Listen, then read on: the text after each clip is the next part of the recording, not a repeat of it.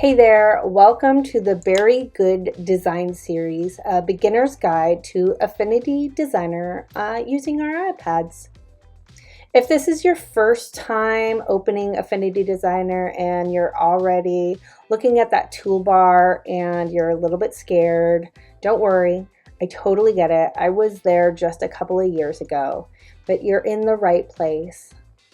I'm Katie from Perch Handmade, and welcome to this series I wish I had when I first started. This class is the first in the series and we'll walk through Affinity Designer one step at a time. We'll be learning the interface, the tools, tricks, and all while we are creating a super cute vintage inspired jam jar label. Don't worry, we're not just pushing buttons, we're making actual stuff.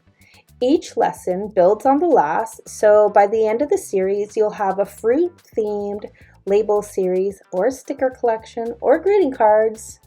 You can pick how juicy it gets. To make things easier, I've created a downloadable guidebook that pairs the whole berry series together. Inside, you'll find a touch gesture cheat sheet, so you're not constantly pinching and zooming in confusion, a color palette that we'll use throughout the series, both in RGB and CYMK, and visual references to help you follow along as we design. You can download that right here in class, and once you've downloaded it, go ahead and open it up to your iPad. Or print it if you like the smell of paper and follow along. I actually have spots for writing notes, so you can write your own notes on your pages too, if that's how you like to work.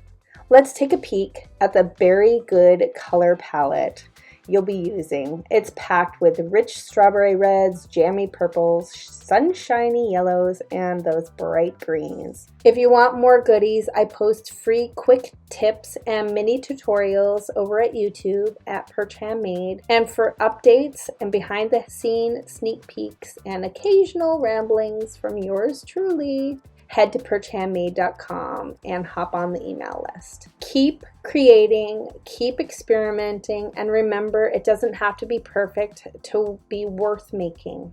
I'll see you in part 2. Bye.